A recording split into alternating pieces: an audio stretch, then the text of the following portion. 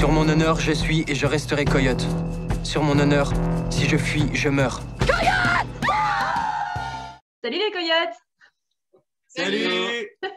Ravie de vous avoir en face. Alors désolée de ne pas être avec vous sur place, c'est un petit peu compliqué, mais je suis ravie. En fait, j'ai le bonheur d'avoir devant moi Sarah, Cassim et Luca, donc deux jeunes comédiens de la série Coyote, qui démarre ce dimanche sur la Une en prime time. Donc c'est quand même un beau challenge hein, de commencer comme ça.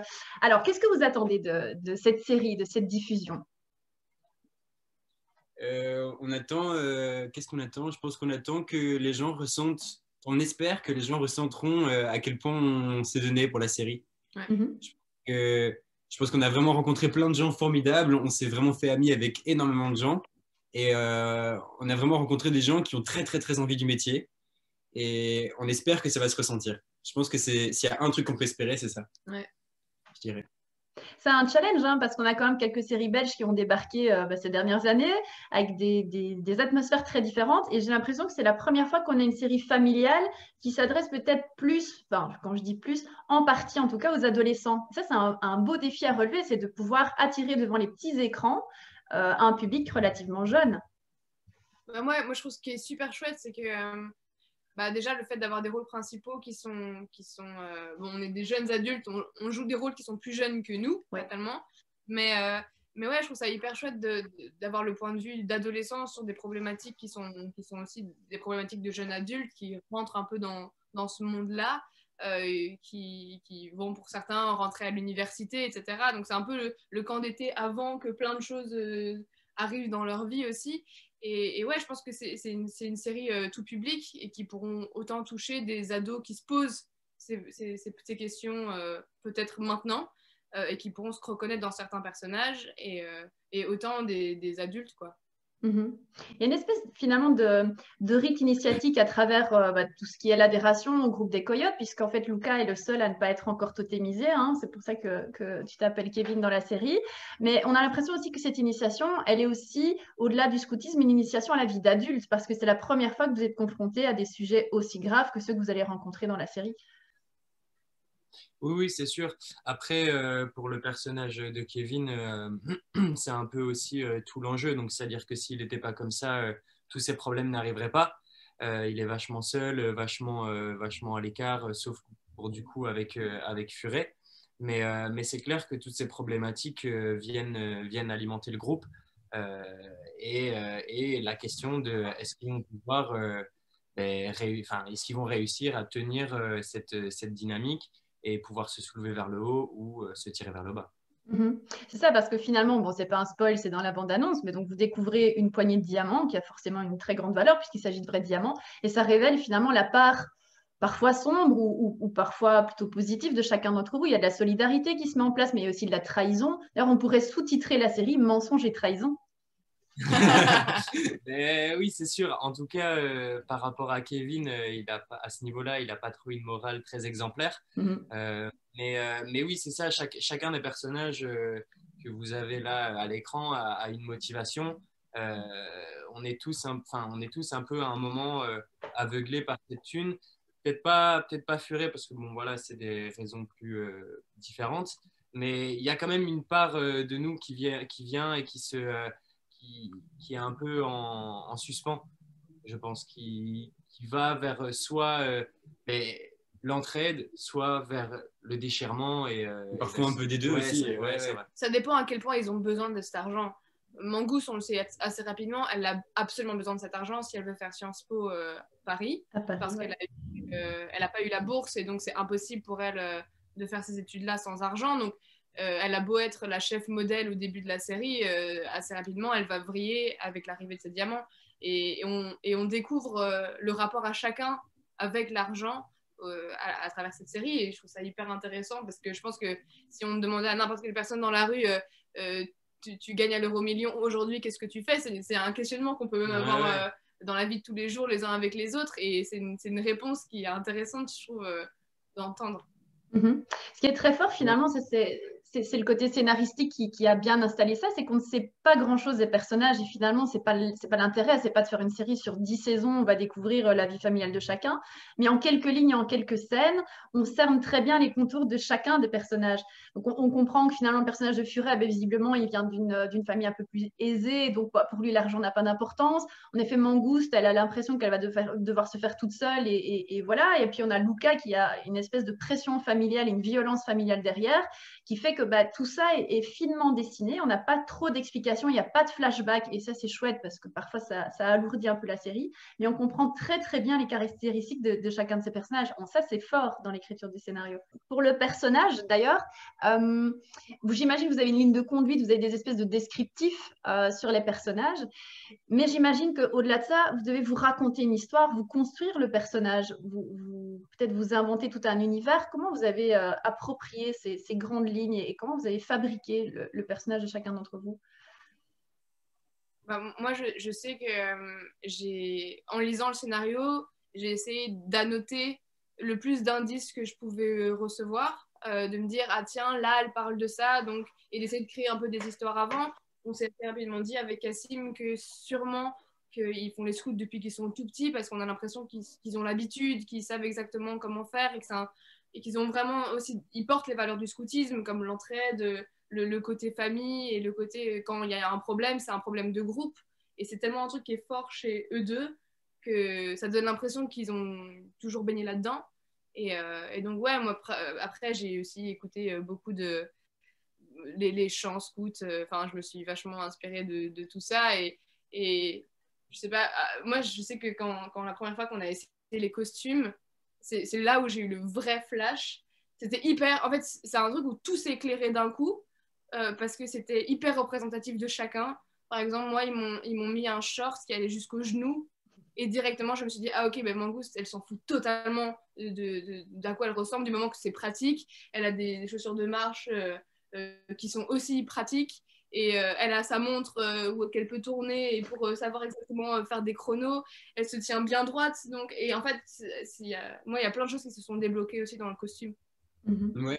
Ben ouais, je te rejoins là-dessus. Je pense qu'on a eu pas mal d'indices, que ce soit au niveau des costumes, du lieu. Quand on a découvert les lieux qu'une équipe de décoration avait recréé, donc tout le camp scout et tout ça, c'était assez impressionnant.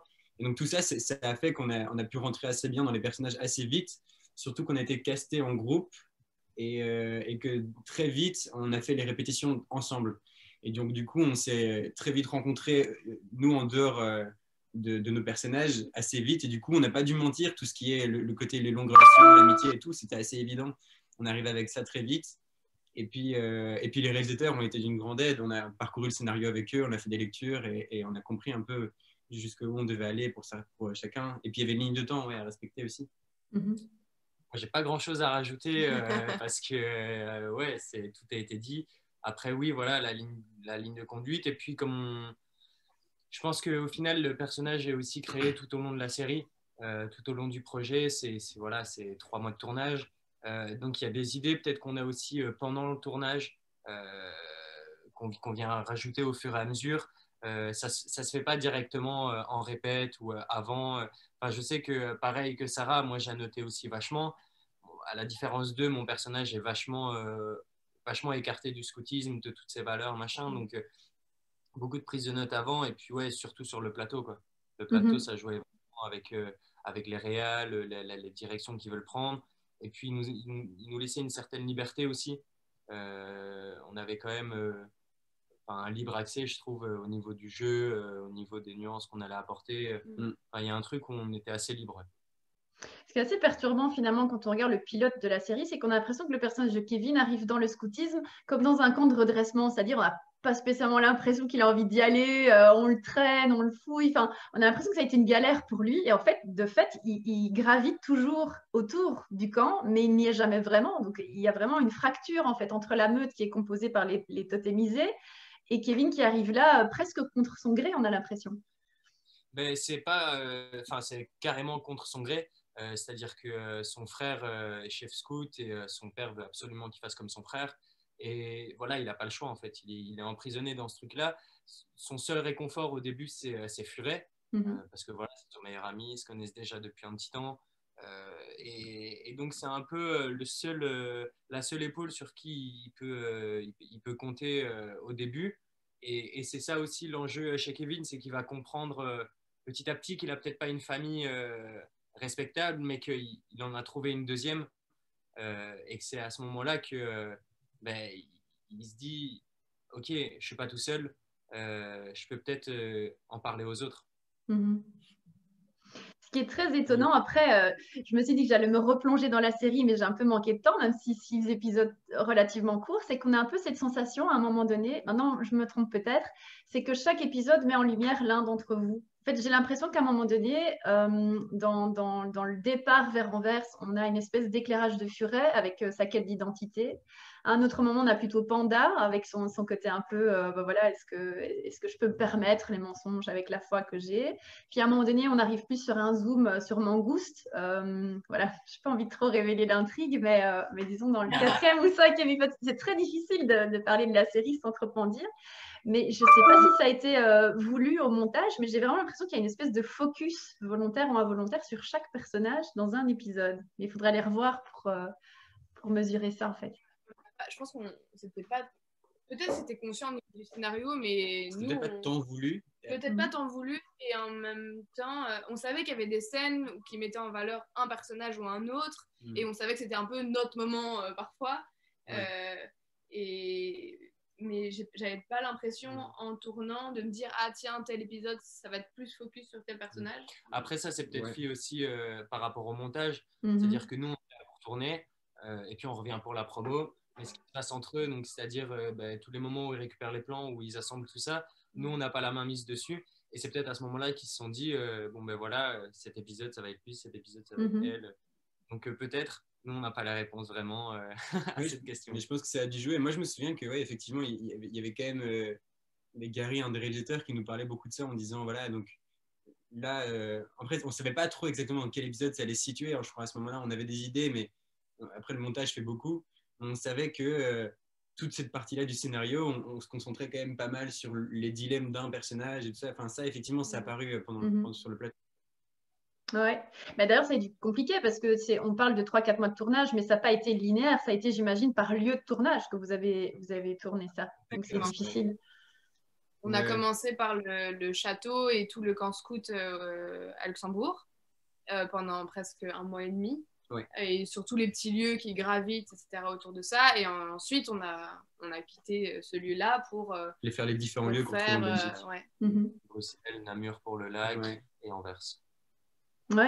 Et d'ailleurs, il y a des scènes où, par exemple, un personnage se trouve à l'écart du reste de la meute, on va dire ça comme ça, mais vous ne saviez pas. Bien sûr, vous avez le scénario, mais vous ne saviez pas comment ça se passait là-bas. Donc finalement, cette vue d'ensemble, vous l'avez découverte pour la première fois vous-même en la voyant via les épisodes montés, quoi. Ça a été quoi votre réaction en voyant le tout aligné et mis bout à bout? C'est hyper drôle. Moi, je me souviens d'un vrai feeling de ce truc... où nous on se souvient, parce qu'on était quand même fort présents, on avait beaucoup de jours de tournage sur ce tournage, donc je me souviens qu'on était fort présents, et du coup il y avait une tendance à ce qu'on pense au bout d'un moment que la série c'était vraiment ce qu'on était en train de faire nous, et puis parfois on oubliait aussi qu'il y avait effectivement tous ces moments avec les autres et tout, et c'est vraiment, comme tu dis, le moment où tu vois le montage final, que tu te dis, allez, j'avais oublié qu'il y avait toutes ces parties-là, et qu'en fait, quand on parlait de ce moment-là dans le scénario, on parlait en fait des échos de cet épisode-là. Enfin, il y a des trucs comme ça qui se recréent au fur et à mesure. Et t'es là, ah ouais, c'est ça. Et c'est assez rigolo parce que c'est effectivement une réaction que tu as sur le point final de ce que c'est, quoi. Quand vraiment tu te retrouves face au dernier épisode et que tu es là, ok, ah ben ouais, c'était ça en fait. Et il y a le truc. Et non, c'est rigolo parce que c'est pas pareil, ouais. Et je trouve ça super chouette. Je me souviens, on se l'était dit ensemble. Steve Driessen qui joue dans Moyersoon. Nous, on avait fait vraiment pas mal de scènes avec lui, mais on s'est rendu compte de toute la complexité qu'il avait amené à son personnage aussi, dans toutes les scènes où on n'était pas du tout. Même, et il en parle dans certaines interviews, la façon dont il gère la nourriture, parce qu'il y a plusieurs scènes où il mange, etc. Et je trouve que ça apporte plein de choses dont on n'était pas du tout au courant, nous, parce qu'on n'était pas dans ces scènes-là. C'est vraiment ça que j'essayais de dire. Je n'ai pas du tout réussi à dire ça. Sarah dit, ouais, je suis hyper d'accord. Ouais. Bah oui, et une intensité, en fait, ça va très crescendo, hein, ça commence, on installe, et puis plus on avance, plus l'effet domino, en fait, parce que finalement, chaque décision a une influence sur la vie des personnages de la meute, mais aussi du village qui gravite autour. Donc, il y a vraiment tout cet effet domino qui pique, puis jusqu'au dernier épisode où c'est juste du « Oh, what the fuck ?» Là, c'est l'apothéose, c'est top, ça, ce truc, ça doit être… Enfin, je sais pas comment on arrive… Enfin, sur le papier, sur le tournage, ça doit être… Forcément, on le vit, mais quand on voit ça monter à la fin avec tout ça, mais il y a un truc, c'est vachement bien abouti, c'est vachement bien amené. Après, moi, j'ai le souvenir que c'était quand même assez difficile à regarder le premier épisode, dans le sens où, voilà, 3 mois de tournage, 3 mois où on s'investit à fond, et c'est très compliqué de prendre du recul, d'avoir un autre regard que celui qu'on avait sur le tournage. Après, forcément, quand on avance sur les épisodes 2, 3, on a un truc où l'œil s'habitue, l'oreille aussi, parce que tout le son, le fait d'entendre sa voix aussi, c'est quelque chose d'assez bizarre, je trouve. Mais le premier épisode. C'était compliqué. On l'a vraiment fini et on s'est tous les trois regardés en mode oh, qu'est-ce qui se passe? Pourquoi? En même temps, on était super contents. Oui. Vraiment, mais il y avait quelque chose d'hyper surprenant de voir toutes les pièces du puzzle s'assembler d'un coup devant nos yeux et te dire, en fait, ça y est, on a fini ce tournage et en fait, ça y est, il est monté, il est étalonné, il y a de la musique et on peut le balancer, quoi. Et il est devant nous, quoi. Enfin, c'est devenu un objet. Et c'était une gageure de le faire dans le contexte actuel parce que c'était pas évident de pouvoir poursuivre le tournage, de pouvoir le présenter. Est-ce que le public allait répondre présent aussi? Donc c'est un vrai pari qui, je pense, va vraiment payer parce que si on regarde les 2 premiers, on a juste envie de regarder la semaine prochaine et de suivants et puis ou de s'abonner sur Ovio et de tous les regarder. On avait besoin de cet avis. Ça nous fait hyper plaisir. On est vraiment hyper contents, quoi. Nous, on a vraiment tout donné sur ce projet. Vraiment, on a trop kiffé faire ça ensemble et on n'arrête pas de reparler, de vouloir retourner encore ensemble, pas que sur Coyote, sur plein de trucs. On a vraiment l'envie du truc, quoi. Et donc, quand on a des retours comme ça, c'est hyper chouette. Merci. Moi, je trouvais vraiment, enfin, après, c'est pas parce que je vous ai en face et que j'ai envie de faire de la frotte, mais je trouvais qu'il y avait un vrai charisme, en fait, de la part de chacun d'entre vous. C'est-à-dire, tout le monde joue juste. Ça aurait été tellement presque malsain qu'il y en ait un qui dénote et qui joue pas bien, quand ce serait celui-là. Et là, heureusement, en fait, les 5, c'est chouette parce que vous avez des registres très différents, vous avez aussi des parcours de vie très différents. Il y a une belle justesse. Donc, on parlait du premier rôle, entre guillemets, de Luca, mais moi, j'ai pas l'impression qu'il y en a un qui tire la couverture aux autres, que du contraire, vous êtes très complémentaires. Et ça, je pense, c'est parce qu'il y a une belle osmose entre vous, que ça matche aussi bien. Ça s'est vu au casting, je pense. Ouais. Le dernier casting, c'était un casting de groupe.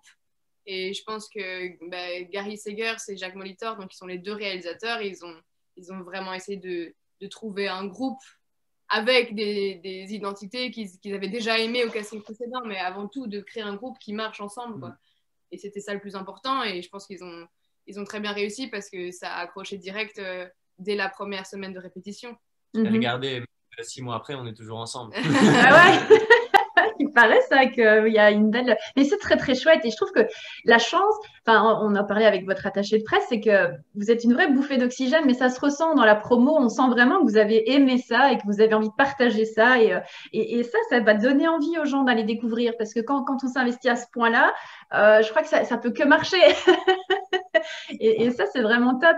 D'ailleurs, c'est une… Moi, je suis refait, là. C'est bon. Tu repasseras l'enregistrement de temps en temps pour te le dire. En fait, tes retours font partie des premiers qu'on entend. Et donc, c'est pour ça aussi que c'est encore… Parce que la série n'est pas encore sortie. Donc on entend des petits trucs par-ci, par-là, mais très peu au final. Et donc, quand on a des retours comme ça, ça fait trop plaisir. Et c'est exactement ça qu'on espérait, quoi. Ouais, c'est génial. Après, la petite question piège, vous êtes allé forcément pour auditionner, vous avez répondu à un appel, mais est-ce que quand vous êtes allé jouer le rôle, vous saviez déjà quel était le trait de votre personnage? Ou est-ce que, par exemple, Luca, tu aurais pu finir par être Mousse et Mousse aurait pu finir par être Furet? Est-ce que c'était déjà prédéterminé ou est-ce que c'est finalement les rencontres qui ont déterminé les rôles? Mais je pense qu'on a tous été appelés pour notre personnage. À part Sarah, pour Marie également. Mais je pense qu'ils nous ont choisis par personnage. Et après, il y avait eu la question aussi de nous deux à un moment. Ouais, je sais. Les réalisateurs se sont demandé est-ce qu'on n'inverserait pas, est-ce que Kevin ne serait pas Cassim et inversement. Et puis apparemment ils se sont dit que non, en fait les premiers choix étaient hyper clairs en fait, que c'était ouais c'est ça, c'était hyper spontané en fait. Et du coup ils ont gardé ça. Et nous, on était hyper contents parce qu'après, quand on s'est parlé sur le tournage et qu'on avait entendu parler de ce truc où ils ont hésité, on s'est dit non, mais moi, j'aurais pas pu faire Kevin. Et lui, mais non, mais moi, j'aurais pas pu faire Furet. Et du coup, il y avait un truc qui collait pas. Dans la personnalité de Cassim, il y a un truc qui se ressemble vachement avec Furet. Et donc, du coup, pareil, pour moi, il y a des trucs dans le personnage de Kevin qui se ressemble vachement, qui me ressemble vachement. Donc, il y avait une certaine barrière entre les deux personnages. Moi, je crois que j'ai le souvenir d'un casting où il m'avait demandé de faire une des répliques et je crois que je l'avais fait très Kevin, justement, un truc genre très en force et tout. Et il m'avait dit non, va chercher le truc plus tu vois, à l'intérieur et tout. Et là, je fais le truc plus à l'intérieur. Il fait ouais, c'est ça suffirait et tout. Okay. C'est comique parce qu'en fait, on m'aurait dit que la série était tirée d'une BD style La Patrouille des Castors. Voilà. En fait, ça colle à mort. Je prends un exemple parce que je vais en arriver avec la question du follower, mais quand on prend une série genre Riverdale, c'est une série qui est adaptée d'un comics et donc les personnages collent aux personnages des comics. Ici, c'est ça qui est incroyable dans la série, c'est qu'on a l'impression que vous êtes tout droit sorti d'une planche de bande dessinée et que le personnage colle à la perfection avec le personnage fictif. Enfin, je sais que ça paraît ridicule ce que je dis, mais je m'attendrais presque à trouver la BD en me disant tiens, ouais. Pas du tout, pas du tout. Les réalisateurs nous ont pas mal parlé de cette idée de BD. C'est un truc qui est revenu à fond dans toute l'évolution et c'est un truc que nous, on a ressenti aussi en voyant la série. Et ouais, du coup, je trouve ça pas du tout ridicule. Au contraire, c'est hyper... c'est dessus, quoi. C'est dessus. Ouais, non, on a eu ce truc. Et puis même au niveau des actions, du montage et tout, comme ils ont fait le truc au final, il y avait vraiment un truc où ils essayaient d'identifier le côté... on passe d'une case à l'autre dans une BD. Où d'un coup, on suit les personnages à l'endroit, et puis hop, on change de case, et en fait, ils sont en verse, et puis il se passe ce truc-là. Et ça, c'est un truc qu'ils ont voulu refaire dans le montage et dans la réalisation. Donc, je pense que, ouais, si tu as vu ça, c'est qu'il y a quelque chose qui a été gagné. À fond, une vraie BD, version papier. On fait un appel. Faites une BD Coyote, on en parle avec la production, on s'arrange. Ce serait topissime. Surtout que tu as des personnages extraordinaires. Enfin, Mousse, allez, objectivement, c'est une caricature à lui tout seul. Panda, pareil. Et puis on prend ce petit Indien. Dès le casting, on était tous par terre. Dès qu'il parlait, les réalisateurs étaient par terre. Et il fallait recommencer limite les prises parce que tout le monde rigolait. Vous vous rappelez quand Gary, il n'arrivait même pas à cadrer le plan sur Mousse, tellement il rigolait. Oui. On arrivait à des stades où le réalisateur commençait à trembler parce que il était trop drôle, il faisait trop... Moi, je me souviens m'être fait la réflexion de... quand on avait lu le scénario avant de faire les castings, j'étais en mode purée, je comprends pas ce personnage de Mousse. Et puis, je l'ai vu débarquer devant moi, l'acteur, donc Anas El Marcouchi. Et j'ai vraiment eu un fou rire interne en me disant, mais en fait, c'est ça le personnage, il vient de me l'expliquer, quoi. Ouais. Il avait tout compris. Il avait tout compris. Alors, il y a la petite question du follower. Donc, j'ai demandé sur Instagram des questions. Et donc, j'ai eu 2 questions. C'est rigolo parce que la première revient, j'avais déjà eu ça. C'est en fait pour Cassim. Visiblement, dans la bande-annonce, quand on regarde la bande-annonce, tu as un côté très Keiji Appa. Donc, c'est Archie dans Riverdale. Est-ce que les autres, vous êtes d'accord avec ça? Ah, purée, je crois que je vois le roux, enfin le personnage principal de Riverdale. Je ne sais pas si tu vois la série ou pas. J'ai pas vu la série. On va regarder. Ouais. Et alors, chaque fois, c'est il ressemble trop à Keiji Appa, mais c'est un belge, ça peut pas être lui. Et donc, c'est très comique, c'est pas la première fois que ça vient, donc je me dis. Il y a un truc. Oh non. Il y a un truc, je vois pourquoi ils disent ça, mais non, pas du tout. Pas du tout, les gars. Il est beaucoup mieux en vrai. On m'avait déjà comparé avec quelqu'un de Riverdale, mais je me souviens plus qui c'était. Je me demande si c'est pas lui là. Enfin, je sais plus, ouais. Non, franchement, je sais plus. Et on m'avait déjà fait des comparaisons avec des personnages de Riverdale, mais j'ai jamais vu la série, donc je sais pas. Mais, écoute, voilà, la série n'est pas diffusée. Moi, j'ai vu, la bande-annonce a été partagée. Et puis, dans les questions des followers, c'était demandez un petit peu s'il trouve qu'il a des heures à Keiji Appa. Je dis, OK, bon, on va tester. Il y a quelque chose à creuser de ce côté-là, en tout cas. Et l'autre question, ça vient de Elliot de Meyer qui demandait comment chacun d'entre vous, vous êtes arrivé à vous construire cette carrière de comédien. Est-ce que c'était un souhait de tout petit? Est-ce que ça s'est fait par les hasards de la vie, par la passion d'un prof de théâtre? Comment vous avez chacun fondé votre carrière de comédien? Voilà, des histoires très différentes. Qui veut commencer? Moi, j'étais dans des écoles à pédagogie active à Bruxelles. Et donc, j'ai eu du théâtre dès la 3e maternelle et il fallait faire des pièces de théâtre chaque année jusqu'à Maréto, en fait. Et donc, j'étais plongée là-dedans assez tôt et puis j'ai trop adoré directement. Donc, j'ai commencé à prendre des cours de théâtre aussi à côté. Et quand j'avais 10 ans, ma mère est tombée par hasard sur un casting français sur Internet. Et donc, j'ai fait le casting et c'était pour Elle s'appelait Sarah de J.P. Brenner. Et donc, et j'ai été prise. Et du coup, c'était mon premier tournage quand j'avais 10 ans, qui était un tournage monstrueusement énorme, autant au niveau du budget, de l'équipe, des moyens, même des comédiens qu'il y avait. Donc, ça, c'était incroyable. Et après, ça s'est enchaîné. Grâce à ça, j'ai eu un agent. Il y avait des agents qui rôdaient sur le tournage. Et puis j'ai fait plein d'autres projets, aussi des longs, surtout des courts-métrages. Et puis Coyote, voilà, j'ai envoyé ma vidéo, j'ai pas été prise au premier tour, donc je me suis dit c'est fini pour moi. Et en fait, j'étais prise directement au second tour, mais pour le rôle de Marie. Ok. Et donc j'ai fait le rôle de Marie au second tour. Et puis au 3e tour, donc le dernier, j'ai fait toute la journée. J'ai fait toute la journée avec Luca parce que Luca il restait avec un autre comédien pour essayer un peu avec et les groupes et les différentes Maries, etc. Et moi le matin, je jouais avec lui pour Marie et le fin d'après-midi je faisais des groupes pour le rôle de Mangouste. D'accord. Et voilà. Par contre, on a oublié de dire un truc. En fait, Fredo, qui joue Valentini, oui. Un des Valentini, il a passé le casting pour Kevin. Ok. On était au tout départ à 2 à passer le casting, parce que tout à l'heure, vous nous avez demandé s'il y avait des rôles. Oui. Et donc, en fait, finalement, il n'avait pas été repris pour Kevin, sauf que les réalisateurs ont trop kiffé ce qu'il donnait. Et du coup, ils ont dit, en fait, il n'y a pas photo, on va le mettre dans les Valentini. Il a la très bonne figure pour faire ça, quoi. Et donc, du coup, il a été repris. Voilà, petite parenthèse. Non, mais pour répondre à la question, moi, c'est un truc que je voulais faire depuis que j'étais tout petit. Je crois que je me souviens d'une histoire qui est assez drôle. Je me souviens qu'avec un ami, on devait avoir genre 7-8 ans. On regardait un Star Wars, je pense, à ce moment-là. Et lui, il me posait la question assez banalement, toi, tu veux faire quoi plus tard? Et moi, je crois que je lui ai répondu quelque chose comme astronaute, pompier ou un truc du genre. Et il m'a dit, ah, ok, moi, je veux être acteur. Et j'étais là, c'est quoi acteur? Il m'a dit, tu vois, ce que les gens font là sur la télé. Tu vois, il fait, c'est ça. Et j'ai fait, ah, ok, moi, je veux être acteur aussi.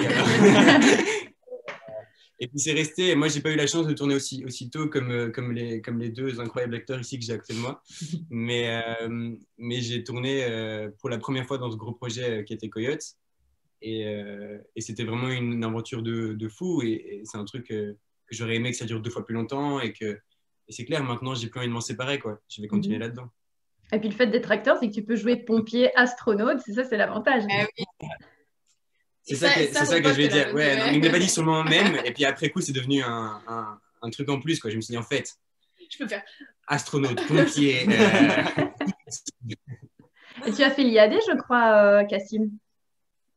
Oui, j'ai fait 1 an à l'IAD. Ils voulaient me faire doubler pour passer à la première. Et en fait, dans la même période, je passais le casting pour Coyote. Et donc, il y a vraiment eu je crois que j'ai passé mon dernier examen le jour du dernier casting pour Coyote. Ah oui, t'es arrivé plus tard. Ouais, je suis arrivé plus tard. En mode, oh, j'ai fait du Shakespeare toute la journée, allez J'ai fait Lady Macbeth là tout à l'heure, et maintenant je vais faire Furet et tout, et t'as la boîte. C'est vrai. C'est bien. Ouais. Et donc, et en fait, l'IAD nous a envoyé nos résultats en disant, voilà, Cassim, tu vas doubler. Et il y avait à côté de ça le directeur de casting, Michael Ebir, qu'on embrasse, qui est incroyable à Bruxelles, qu'on embrasse parce qu'il faut embrasser Michael Ebir. Mais oui, qui me disait t'as été repris. Et voilà, t'es pris pour Furet. Et t'imagines la revanche, les profs de l'IAD qui vont regarder la série dimanche et qui vont faire « What ?» Terrible.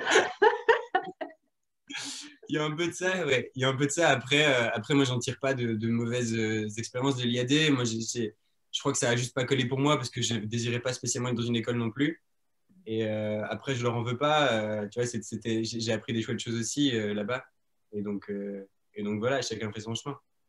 C'est top. Et puis Lucas, tu as déjà quelques longs derrière toi aussi, tout comme Sarah. Tu as déjà une petite filmo là.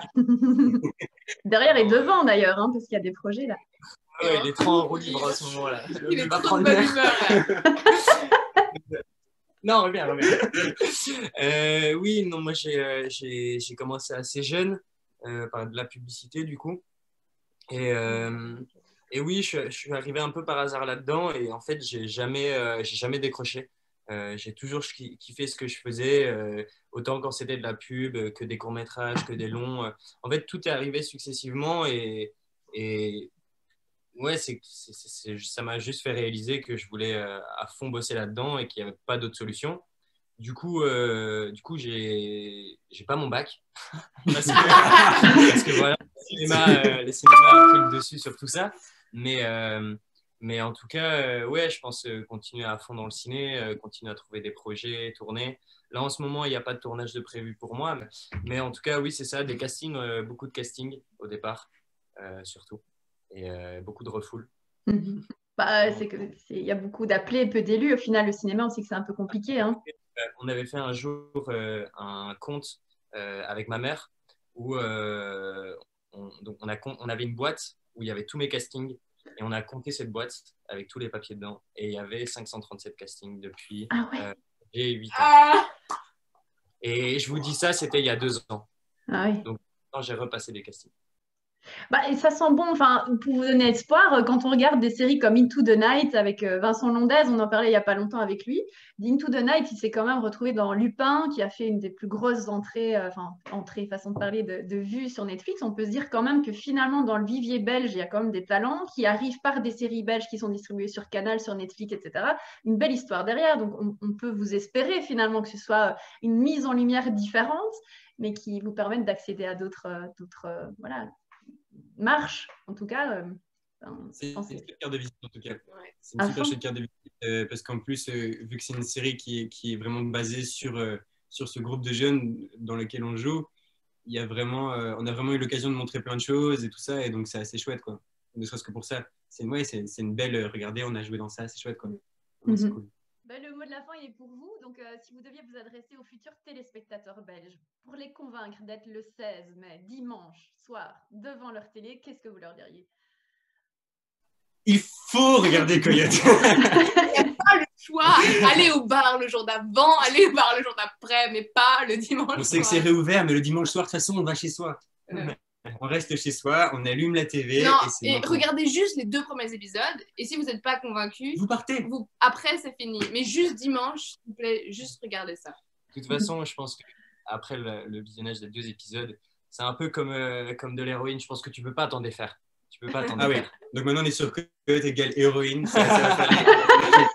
Diamant, héroïne, ça commence à faire beaucoup. Non, là, on a un sac de c'est une drogue, quoi. C'est ça que je veux dire. C'est que Coyote, ça a été une grosse drogue pour nous. Exactement. Mais dans tous les points. C'est-à-dire que humainement, professionnellement, et puis maintenant sur la promo, je veux dire, on rencontre tellement de monde et il y a tellement de choses qui se passent que c'est vraiment marqué au fer rouge, quoi. Oui. Ouais, c'est top, mais ça donne vraiment envie en tout cas. Enfin, j'espère que et votre promo et la série, les 2 premiers épisodes, donneront l'envie d'aller plus loin. Je suis même frustrée parce que j'ai vu 6, mais c'est pas possible. Il y a une fin ouverte, quoi, les gars. Il y en a bien 2 cachés qui vont me sortir après. C'est pas possible, mais non. J'espère une saison 2, hein, en tout cas, pour vous y retrouver. Une BD. On fait un appel, appel aux candidats. Mais je vous souhaite en tout cas plein de belles choses, que ce soit en individuel ou en groupe. Voilà, je pense que la voie est bien tracée. Enfin, en tout cas, je vous la souhaite longue et lumineuse parce que vous l'êtes et vous le méritez. Merci beaucoup, ça fait vraiment plaisir. Et merci pour tes retours. Ça donne beaucoup de force. Sur mon honneur, je suis et je resterai Coyote. Sur mon honneur, si je fuis, je meurs. Coyote! Bienvenue à Warnaf. L'été s'annonce exceptionnel. Vous êtes jeune, vous êtes beau. Il ne nous reste plus qu'à vous souhaiter un bon camp. Écoute, si tu déconnes, c'est moi qui prends, ça va? Donc tu te tiens bien droit, t'as compris? J'ai rencontré une fille. Je m'appelle Marie. Et toi, t'es qui? Kevin. C'était incroyable. T'es déjà pété? Putain.